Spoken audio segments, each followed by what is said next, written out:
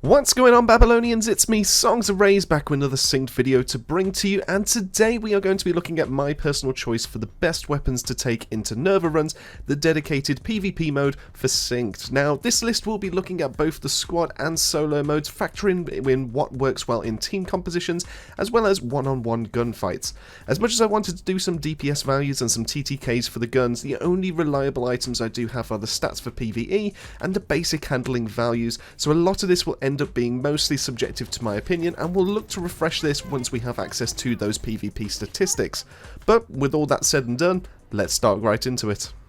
Alright, so landing in at the 5th spot, I'm going to drop in the Close Talker Shotgun. Now, this pump action close range machine is deadly when you control cover and can take enemies out in 2 to 3 shots, even at full armor and HP. Now, shotguns are getting a bit of a reputation in synced for having a longer than expected range and being fairly consistent and deadly out to where SMGs start to drop off damage wise. While the Close Talker doesn't fire as fast as the Pignose or the Old Timer, it makes up for it for having similar damage profiles to that of the higher ones with the Old Timer, while also having a larger magazine capacity similar to the Pignose. While the Pignose and the Old Timers are great shotguns in of themselves and are definitely usable in solo and squad modes, I have found that the Close Talker to be a little bit more consistent in my close range fights and worthy of taking my personal best shotgun award.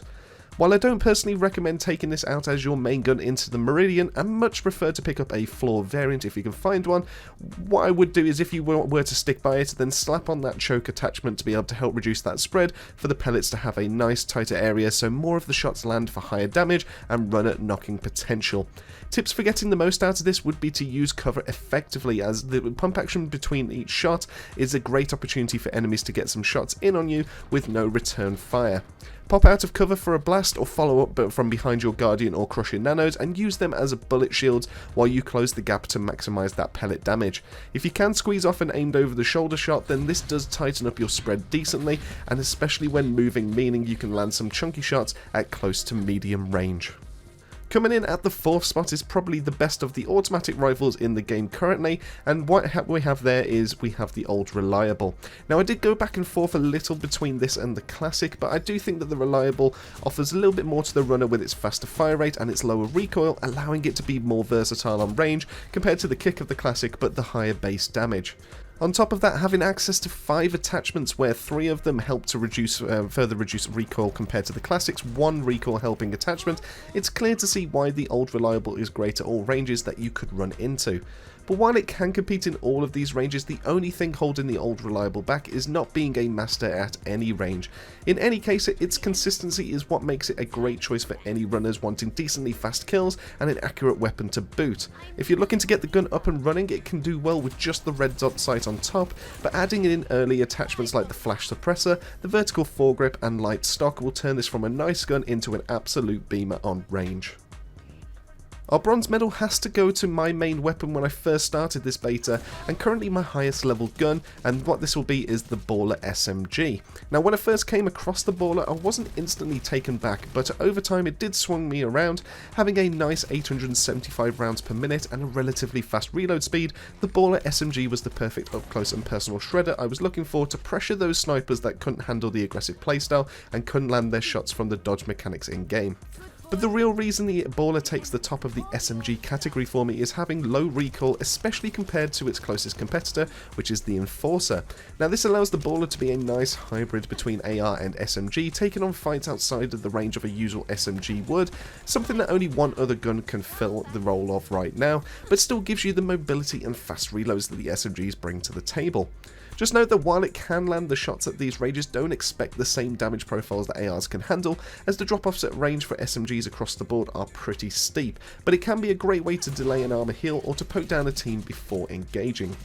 Overall, I do believe the Baller is easily the best default gun to take into Nerva Runs if you're an aggressive player, melting enemies in no time at all when used up close, and a great deterrent at mid-range when holding off for a harvester push. As for the building the Baller, getting the extended magazine will be a huge boost to this gun's viability, especially in a squad setting, but quick draw magazines would just be fine for solos. Dropping a red dot for a sight will help for those longer range shots. Flash suppressor to be able to then swap for a muzzle brake when leveled high enough will then help with the majority of the recoil. And as for grips, all of these are viable, but my personal favourite is going to be the hand stop, allowing faster aiming, which is nice and crucial to have for one of those up and close personal weapons.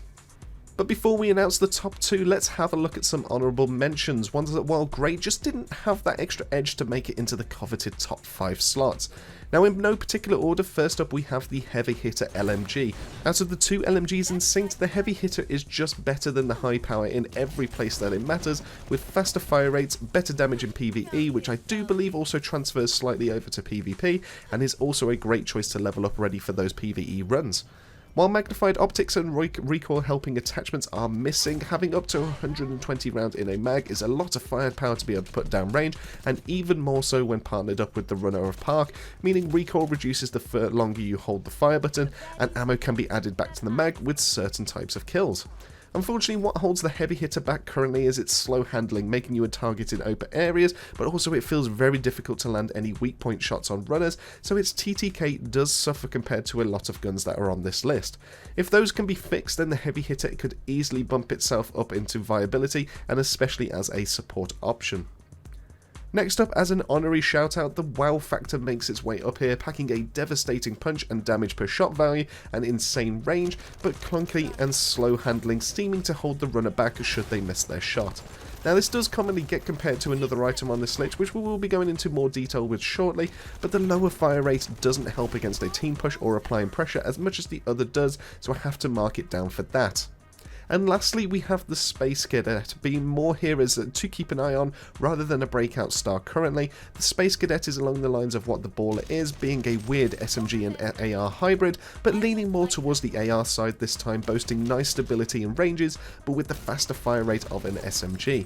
On my PvE DPS list, the Cadet is joint for second place in raw body damage DPS within 10 meters across all automatics, and is only beaten by the heavy hitter, but then comes across the sole second place 20 meters onwards due to the damage drop-offs affecting the SMG that it did tie with. I do think that the Space Cadet could be a sleeper pick for snipers looking for a gun that handles close to mid-range, but I'll need to do a little bit more testing before saying that for definite.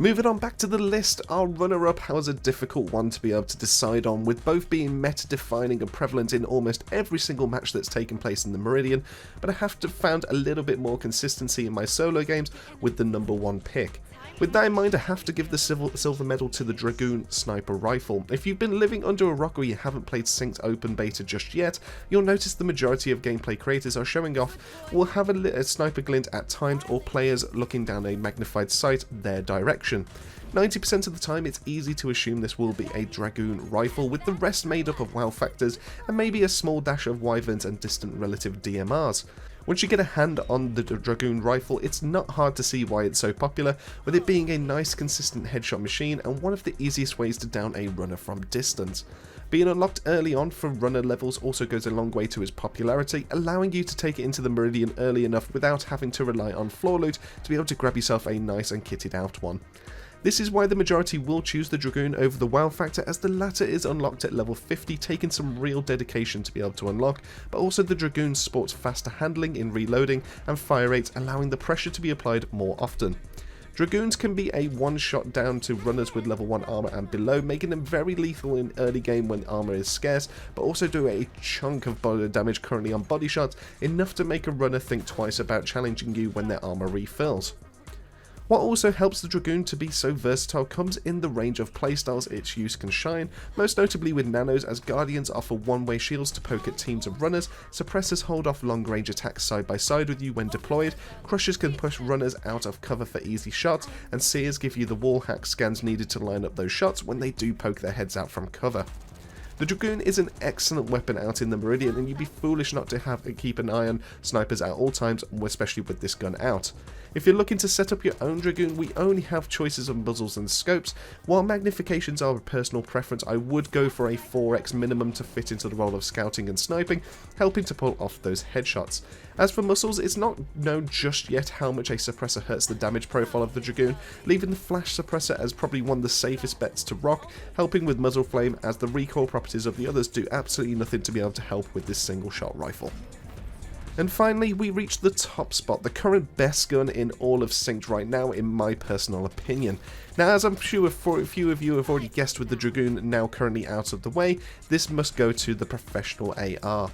Boasting the highest bullet damage outside shotguns and snipers, firing in bursts of 3 shots at a time, low burst recoil, and an in-burst fire rate of 1,100 rounds per minute, it's easy to see why the Professional is an AR that people do tend to gravitate towards. Add to this being one of a few guns to have access to all 5 attachment slots, and you've got a deadly gun on everyone's hands. This gun strikes fear into players you come across at almost all ranges, with the exception being really long range where landing more than 1 bullet per burst may become a little bit tricky, but at close, mid and even long range, nothing is able to effectively suppress and down solo players or possibly whole teams as hard as the Professional can. Unfortunately, I do expect the Professional to probably receive a nerf at some point for how oppressive it can be. That's not to say that I do want to see one, but personally I do find it a lot of fun to use, and when I do get killed by it, it's mostly either due to their accuracy from landing their headshots, or due to a bad movement decision by myself if I'm trying to relocate or close that gap. If I was to suggest something to hurt its versatility but not try to destroy what it currently is, then I'd have one of the 3 recoil mitigating attachments taken away, possibly either the stock or the grip, but definitely not both. This way the recoil is a little bit more present rather than nullified from having all 3 geared towards maximum recoil prevention. Either way, nothing quite competes in the current meta for Synced like the Professional can, so take advantage while you can in this open beta. If you're looking for ways to be able to gear it up, then don't worry, I have you covered. While sight's a personal preference, the red dot is always a solid choice, offering a large open sight picture to keep following your targets. Magazine-wise, extra bullets is always good, but the faster you can get to the extended quick draw, the better. Recoil-wise, I personally love the muzzle brake, folded stock, and either the shift vertical grip or the hand stock. All will reduce your recoil to almost laser beam levels and get you those melty kills if your aim is on point. And there you go, that is all 5 items on my list in terms of the best guns that are currently in Synced. This is the part where I want to be able to hear from you, so currently what is your favourite weapon in Synced, and did you agree with my list? Is there any changes you'd personally like to make? Let me know in the comment section down below. Massive thank you for making it this far into the video, and to the BabbleOnian family for their continued support. If you haven't already, come join us over on the Discord where we do talk daily with the community and love to hear your views on game titles. That link can be found in the video description. And with all that out of the way, it just leaves me to say, keep yourself safe, keep yourselves well, and I'll see you all on that next video.